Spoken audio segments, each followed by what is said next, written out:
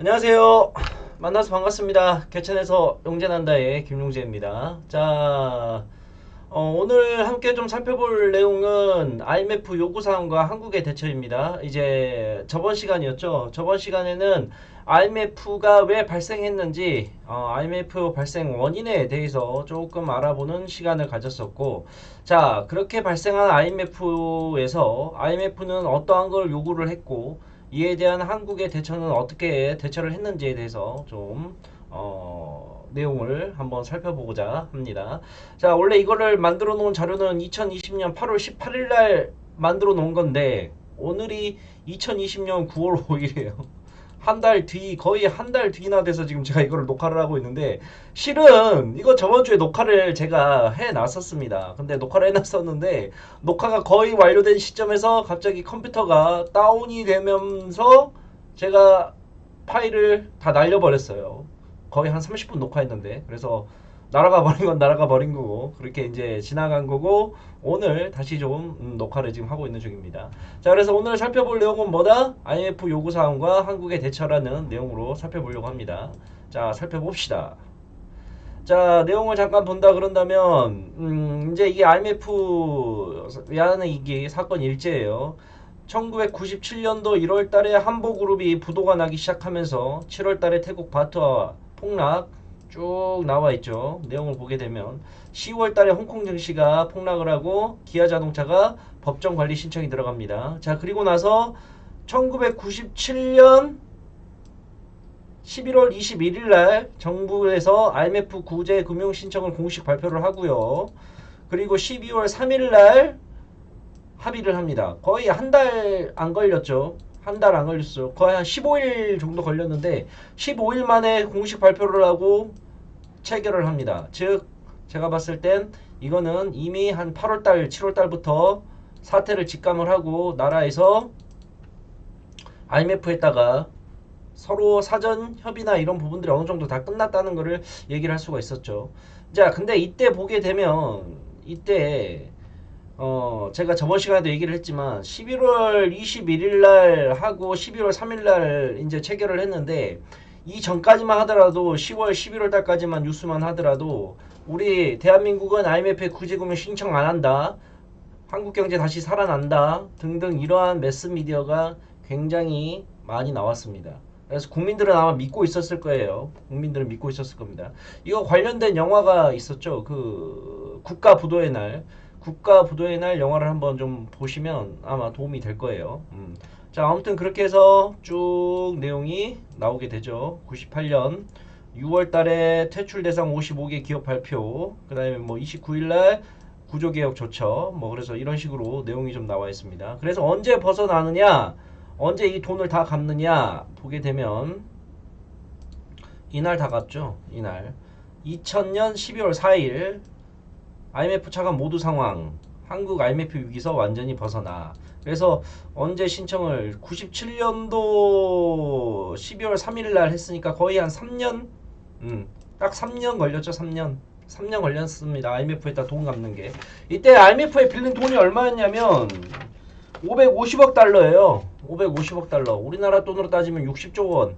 60조를 빌려가지고 이거를 3년에 다 갚고 외환위기를 이제 완전히 IMF에서 벗어나게 됩니다. 근데 이 IMF가 남겨진 영향이 아직도 계속해서 진행이 되고 있는 상황이죠.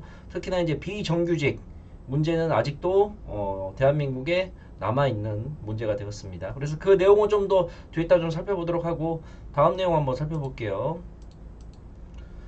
자, IMF는 우리나라한테 뭘 요구를 했느냐. 이제 이게 IMF 경제통치 시절이라고 얘기를 합니다. 그래서 1997년부터 2000년까지 거의 3년이었죠.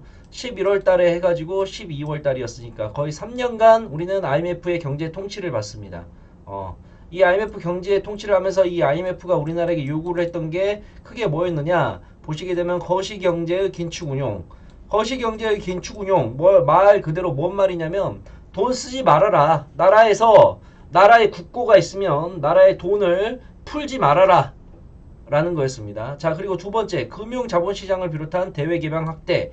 이 말은 뭐냐면 우리나라에 그동안 산적해 있던 외국인들, 이 외국인들의 투자 지분 자체를 좀 풀어줘라 라는 거였어요. 이 내용도 제가 조금 이따 설명을 드리겠습니다. 자, 그리고 금융개혁 및 부실 금융기관 정리, 은행 통폐합해라 라는 내용이었고, 그 다음에 네 번째가 대기업 진단의 기업 지배구조 개선 및 지배구조 개선, 그리고 다섯 번째가 노동시장의 유연화. 이 노동시장의 유연화는 결국은 뭘로 이어지냐면 비정규직으로 이어집니다. 비정규직.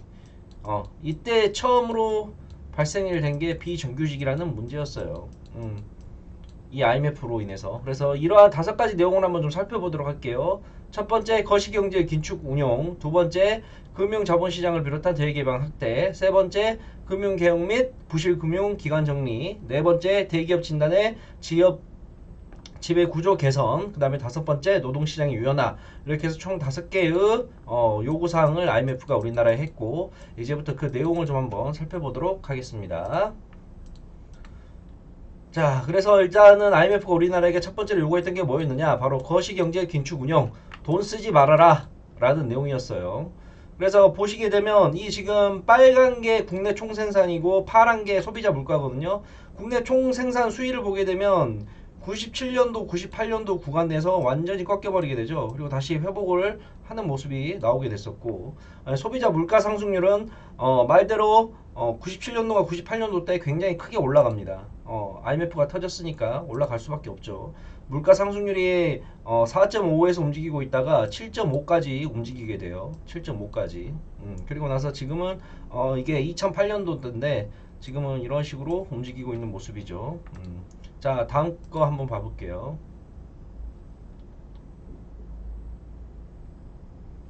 자, 다음 내용인데 보시게 되면 경상수지 적자를 일단은 GDP의 1%로 유지를 하라는 게 목표였습니다. 경상수지 적자.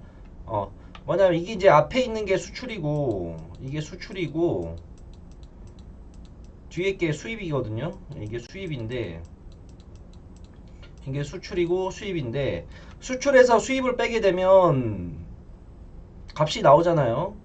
수출을 많이 하고 수입을 적게 하는 게 좋겠죠. 그래야지 남는 게 많으니까. 반대로 수출은 적게 하고 수입을 많이 하게 되면 안 좋은 거겠죠. 근데 이러한 거를 경상수지 적자 보는 건 어쩔 수 없는데, 적자 보는 거를 98년도와 99년 2년간 GDP의 1%로 유지를 해라 라고 합니다. 그렇게 해서 98년도와 99년도에 보게 되면 이게 이제 차입금인데, 앞에 게 수출이고 뒤에서 수입이에요. 그래서 수출과 수입을 보게 되면 95, 96, 97은 계속 적자를 보고 있다가 98년도와 99년도부터 이제 조금씩 안정적으로 IMF 체제를 들어가면서 나아지고 있는 모습이 나오게 됩니다. 97년도 때는 완전 작살났었죠. 97년도 IMF가 터졌으니까. 그죠? 그리고 98년도 때부터 조금씩 회복이 되는 모습이 나왔습니다. 이게 이제 다 IMF에서 통제를 하기 시작을 했던 거예요. 자, 그래서 다음 내용 한번 보게 되면, 자, 그리고 이제 이게 이제 키포인트가 되겠는데, 금융구조 개혁을 위해, 즉 나라에서 돈이 돌기 위해서 재원 조달을 해야 될 거 아니에요. 돈을 많이 걷어들여야 될 겁니다. 그래서 세수 증대와 세출 감축을 목표로 했었어요. 세수 증대, 세금은 많이 걷어들이고 나가는 돈은 적게 해라. 그래야지만 나라에 돈이 쌓일 것이 아니냐, 외화가 쌓일 것이 아니냐라는 거를 목표로 진행을 시켰습니다. 그래서 기본적으로 통화 제도 자체를 원화절하에 따른 물가 상승 압력을 흡수하기 위해 긴축 기조로 운영을 했습니다. 돈을 안 풀었어요. 이제 우리가 경제가 많이 어려지면 가장 먼저 하는 게 뭐예요? 기본적으로 돈을 많이 풀고 금리를 다운시킨 겁니다. 요즘 예를 들어서 코로나19가 터지고 나서 전 세계 모든 나라들이 뭘 가장 먼저 했어요? 금리 인하했죠. 그 다음에 돈 풀기 시작했죠. 이게 기초적인 기본적인 원리인데, 이때 당시에는 물가 상승 압력을 흡수하기 위해서 긴축기조 반대로 운영을 했습니다. 즉 돈은 풀지 않고 금리는 올렸다는 거예요. 그럼 이렇게 되게 되면 뭐냐? 이렇게 되면 서민들은 죽어나는 거고 나라에 돈은 쌓이는 겁니다. 반대로 가니까. 이해 가시죠? 그래서 금리를 인하를 하는 게 아니라 오히려 한시적으로 금리를 인상을 시켰어요. 보시게 되면 이게 이제 금리인데, 98년도 때 금리 한번 봐보세요. 97년도의 금리와 98년도 금리, 이때 2년간 금리를 보시게 되면 국고채 3년 평균 금리가 12%더 올라갔어요. 오히려. 그죠? 국고채 5년도 마찬가지고요. 그리고 나서 이 1년, 2년만 금리를 다운시키고, 금리를 올리고, 금리를 올리게 되면 걷어들이는 돈이 많겠죠. 이자 수익이 많으니까. 그리고 다시 99년도부터는 금리를 다운시키는 전략으로 갑니다. 보이시죠? 금리 자체가 이때의 금리와 이때의 금리를 보시게 되면 차이가 나는 걸 좀 보실 수가 있습니다. 그래서 금리는 올리고 돈은 풀지 않고 이 전략을 기본적으로 IMF가 가져갔어요. 한시적으로 97년도와 98년도 때. 자, 다음 내용을 이제 살펴보겠게요. 자, 그리고 이제 이게 두 번째로 움직였던 내용인데, 요구사항 두 번째인데, 금융 자본시장을 비롯한 대외시장 개방. 이게 이제 뭔 말이냐면, 외국인의 주식 투자 한도를 연내에 종목당, 이게 97년도 뉴스예요. 97년도. 97년도 때 뉴스인데, 종목당 26%에서 50%까지 늘렸습니다. 그러니까 우리나라에 주식이 있으면 이 주식을 소유할 수 있는 외국인들의 지분 자체가 26%였는데, 이제는 50%까지 늘린 거예요.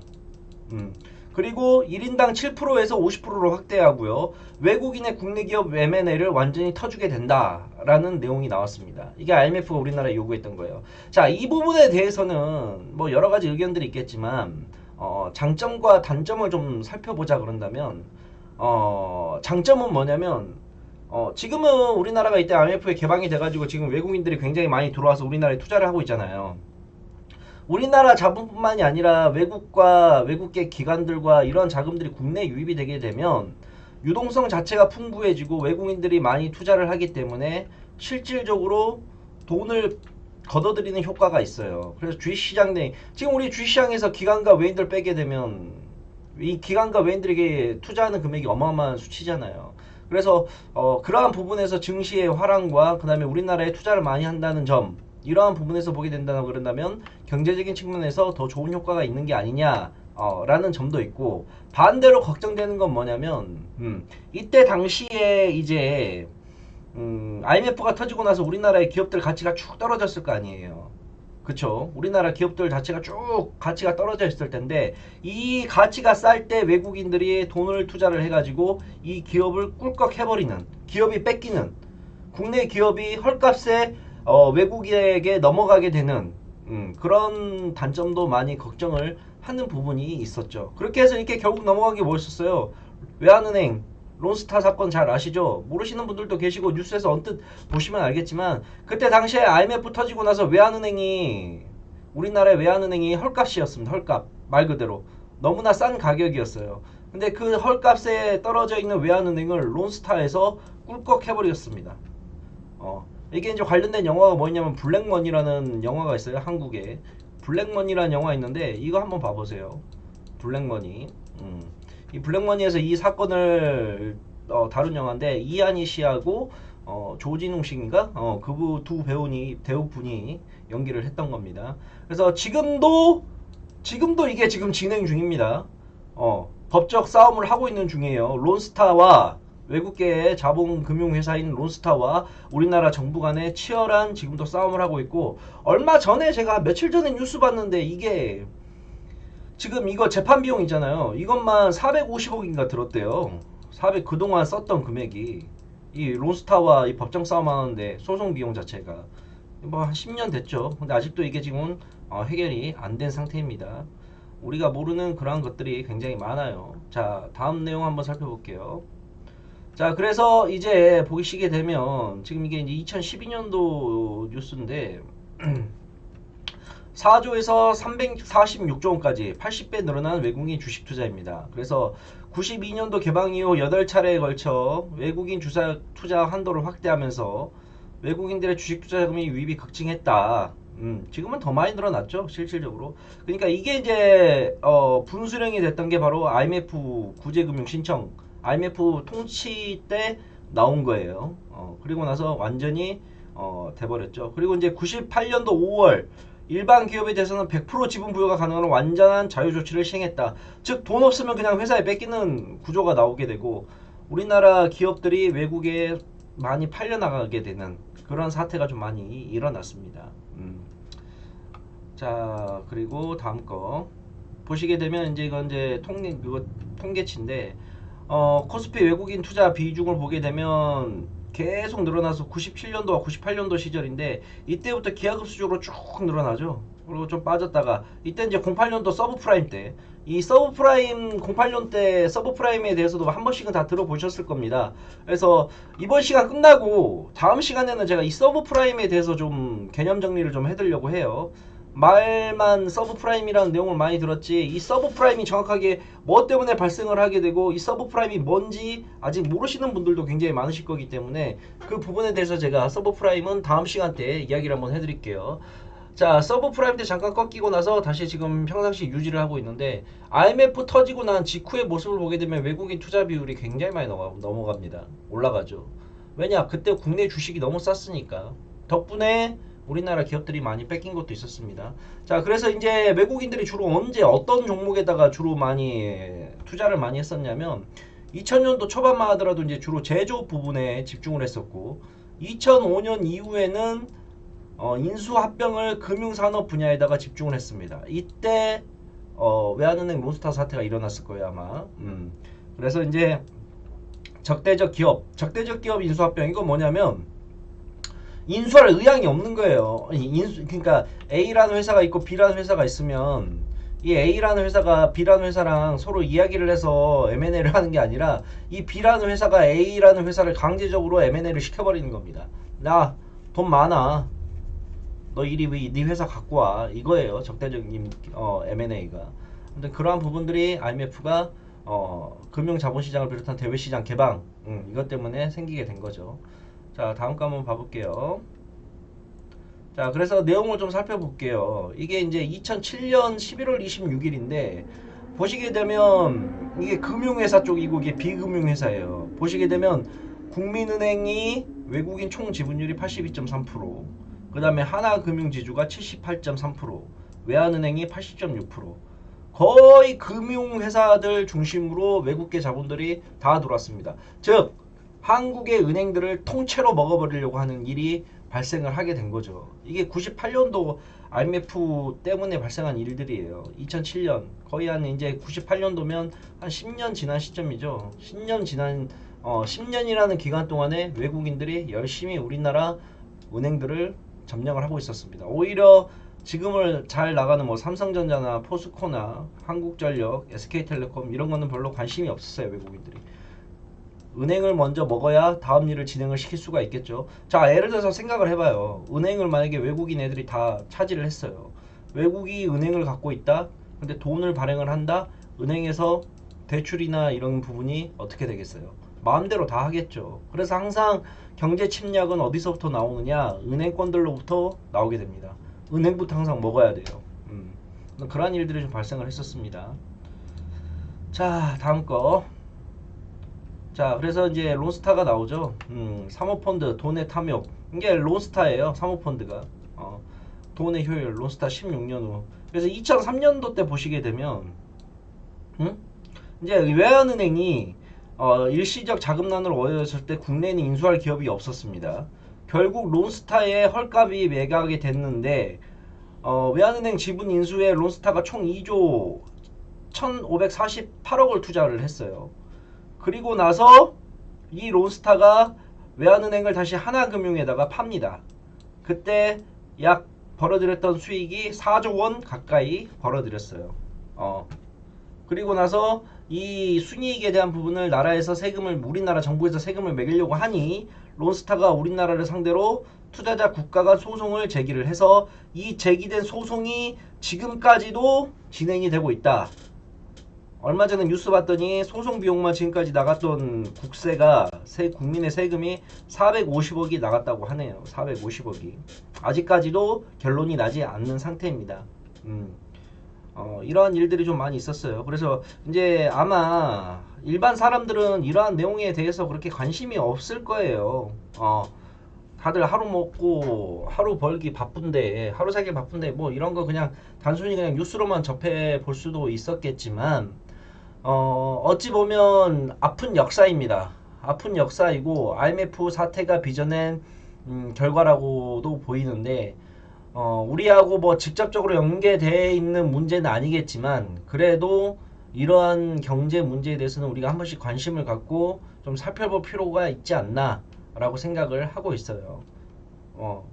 결국은 우리나라 기업을 론스타라는 사모펀드에서 말도 안 되는 금액으로 가져가서 시세 차익 보고도 우리나라에 돈을 안 준다는 건데, 이러한 부분에 대해서는 국민적 관심이 좀 필요하겠죠. 바로 나하고 직접적인 관련이 없다 하더라도. 그래서 우리가 경제를 배워야 되는 이유는 바로 그겁니다. 나하고 경제라는 게 그래요. 나하고 바로 이게 직접적으로 다 부딪혀지진 않아요. 실질적으로는. 근데 이 경제라는 게 하나의 덩어리가 돼서 점점 커지잖아요. 그러면 그게 결국은 우리에게 다가올 수가 있다는 겁니다.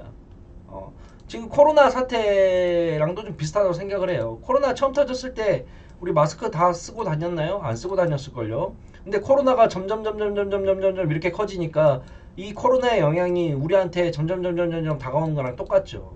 이해가죠? 그래서 경제라는 것도 우리가 어느 정도 기본적인 상식과 세상 돌아가는 거는 기본적으로 알아야 되는 겁니다.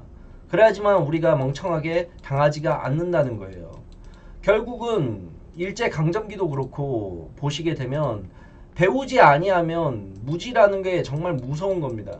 관심이 없고 무지라는 게 생기게 되면 이게 결국에는 큰 화로 돌아올 수가 있다는 사실이에요. 음. 그래서 우리는 항상 내 일과 아닌다 하더라도 세상 돌아가는 거, 경제 상황, 정치 상황 이런 거에 대해서는 관심을 가져야 됩니다. 어, 특히 정치도 관심을 많이 가져야 되겠죠. 자, 어찌됐든 또 딴 데로 이야기가 빠졌는데 다음 내용 한번 살펴보도록 할게요.